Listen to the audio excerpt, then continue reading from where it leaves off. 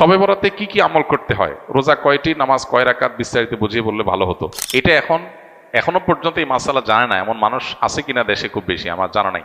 দীর্ঘদিন থেকে ওলামা একরাম অ্যাওয়ারনেস করছেন, সতর্ক করছেন। দেখুন, লাইলাতুন নিসফে মিন শাবান, মধ্য শাবানের রাত, এর ফজিলত সাব্যস্ত আছে। আল্লাহ তাআলা এ রাতে মুশরিক হিংসুক ছাড়া বাকি মানুষদেরকে মাফ করে দেন। এবং এ রাতের ফজিলত সংশ্লিষ্ট আরো অনেকগুলো হাদিস আছে যেগুলো জয়ীফ সূত্রে বর্ণিত, কিন্তু এই একটা হাদিস গ্রহণযোগ্য সূত্রে বর্ণিত হওয়ার কারণে অন্য যেগুলো আছে সবগুলোর একসাথ করলে মোটা দাগে লাইলাতুন নিসফে মিন শাবান বা মধ্য শাবানের রাত, এটার নাম আমরা শবে বরাত দেই। আসল নামটা, হাদিস দেওয়ার নাম কোনটা? লাইলাতুন নিসফে মিন শাবান, মধ্য শাবানের রাত। শবে বরাত এটা আসল নাম না।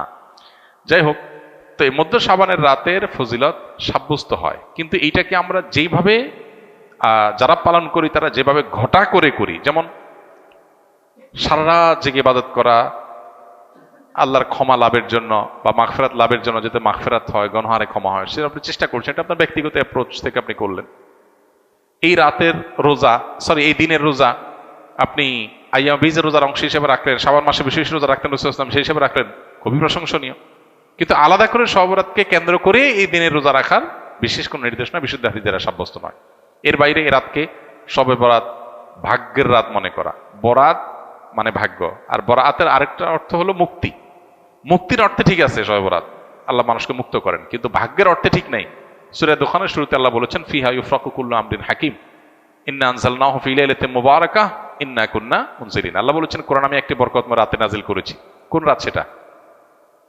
ওই যে ইন্না আনজালনাহু ফি লাইলাতিল কদর। আরেক জায়গায় আল্লাহ বলেছেন, কোরআন এক আয়াত আরেক আয়াতের ব্যাখ্যা করে আল্লাহ বলেছেন, ফিহা ইউফরাকু কুল্লু আমরিন হাকিম। যে রাতে কোরআন নাজিল হয়েছে সে আয়াতে, সে রাতে গুরুত্বপূর্ণ সব বিষয় ধার্য করা হয়। তার মানে লাইলাতুল কদরে গুরুত্বপূর্ণ বিষয়গুলো ধার্য করা হয়। অতএব সব রাতে ভাগ্য নির্ধারণ করা হয়, এটি বিশুদ্ধ মত না।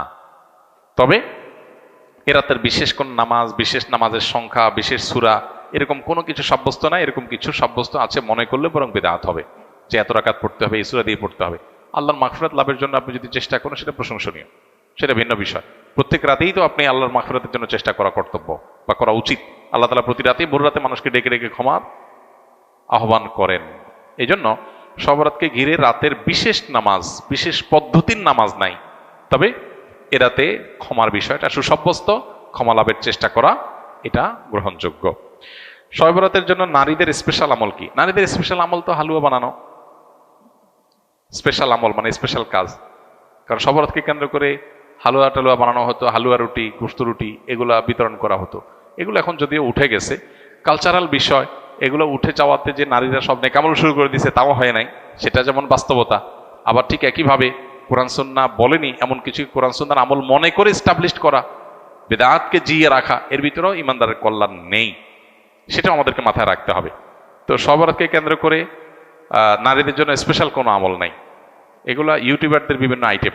প্রশ্ন ইউটিউবাররাই ধরাইছে কিনা কি জানি, যে থাম্বনেল দিবে শবে বরাতে বলে মা বোনরা এই আমল ছাড়বেন না, হ্যাঁ, এরকম একটা ডাহা মিথ্যা কথা লিখে থাম্বনেল দিয়ে দিবেন, মহিলারা সব ক্লিক করবে, হিট হবে, মানুষ বেশি দেখবে, আপনি প্রশ্ন ধরাই দিলেন। তো এর মাধ্যমে আপনি একটা ভুল ধারণাকে সমাজে, সবাই তারা ক্লিক করবে না, অনেকে মনে করবে আচ্ছা তাহলে স্পেশাল আমল মনে হয় আছে, আবার অনেকে বলবে যে না এই মৌলবী এটা ভুল কথা বলে গেছে, স্পেশাল আমল তো নাই, সে তো ভিতরে দেখবে না কি আছে। তো এই জন্য ইউটিউবার ভাইরা আল্লাহকে ভয় করা উচিত। সামান্য ভিউয়ের জন্য মিথ্যা কথা, দুই নাম্বারি করা, হ্যাঁ, এবং চালাকি করা, এগুলো অনুচিত কাজ। রমজান মাসে কবরের আযাব বন্ধ থাকে, এটা কি সঠিক কথা? এটা বহুল প্রচলিত একটি ভুল কথা, আমাদের সমাজে ব্যাপকভাবে প্রচলিত আছে। রমজান মাসে কেউ যদি মারা যায় তাহলে তার আর কবরের আযাব হয় না। আল্লাহ তাআলা আমাদের সবাইকে কবরের আযাব থেকে হেফাজতে রাখুন। কবরের আযাব থেকে বাঁচার জন্য হাদিস সম্মত কিছু আমল আছে, যেমন সূরা মুলক রাতে তেলাওয়াত করলে কবরের ফিতনা থেকে আল্লাহ তাআলা রক্ষা করেন। পুরো রাতের ভিতরে কেউ সূরা মুলক পড়ে, নিয়মিত অভ্যাস আছে, মাঝে মধ্যে ছুটতেই পারে, এই আমলটা যদি কেউ করে নিয়মিত, ইনশাআল্লাহ আল্লাহ তাআলা তাকে কবরের ফিতনা থেকে রক্ষা করবেন, হাদিসে সাব্যস্ত আছে। নাম্বার 2, নবী করিম সাল্লাল্লাহু আলাইহি ওয়াসাল্লাম শেষ বৈঠকে আত্তাহিয়াতু এবং দুরুদের পর দোয়া মাসুরার যখন পড়ি আমরা, তখন তিনি 4টা বিষয় থেকে পানা চাইতেন। এটা দোয়া মাসুরের জায়গাতে আল্লাহুম্মা ইন্নী যালামতু নাফসি পড়েন, পাশাপাশি এটা অথবা কখনো এটার বদলে এটা আপনি পড়তে পারেন। দোয়াটা হলো আল্লাহুম্মা ইন্নী আউযু বিকা মিন আযাবি জাহান্নাম ওয়া মিন আযাবিল কবর ওয়া আউযু বিকা মিন ফিতনাতিল মাহইয়া ওয়াল মামাত ওয়া আউযু বিকা মিন শাররি ফিতনাতিল মাসিহিদ দাজ্জাল। এই যে এখানে জাহান্নাম থেকে এবং কবরের আযাব থেকে পানা চাওয়া হয়েছে। অতএব শেষ বৈঠকে আল্লাহর কাছে দোয়া করেন। আর বিশেষ করে কবরের আযাব যেসব বিষয়ে হয়, যেমন চগলখুরি করে বেড়ানো, পেশাব থেকে ভালো করে পবিত্র না হওয়া, এগুলো কবরের আযাবের সুনির্দিষ্ট কারণ হাদিসে এগুলোকে চিহ্নিত করা হয়েছে। অতএব এগুলোর পরে সতর্ক থাকা, এগুলো থেকে বেঁচে থাকার চেষ্টা করা, ইনশাআল্লাহ এই প্রক্রিয়ার মধ্য দিয়ে আমরা কবর আযাব থেকে আল্লাহর কাছে পানা চাইতে পারি। বাকি রমজান মাসে মারা গেলেই কবর আযাব অটোমেটিক বন্ধ এমন না। কেউ যদি খারাপ মানুষ, ফাসিক মানুষ, ওই অবস্থায় তার মৃত্যু হয় রমজানে, তাহলে তার আযাব হতে পারে। কেউ যদি নেককার হয়ে অন্য কোনো মাসেও মারা যায়, তবে কবর আযাব নাও হতে পারে। কবর আযাব হওয়া না হওয়ার সাথে রমজানের সম্পর্ক নাই, সম্পর্ক হলো কিসের? আমলের।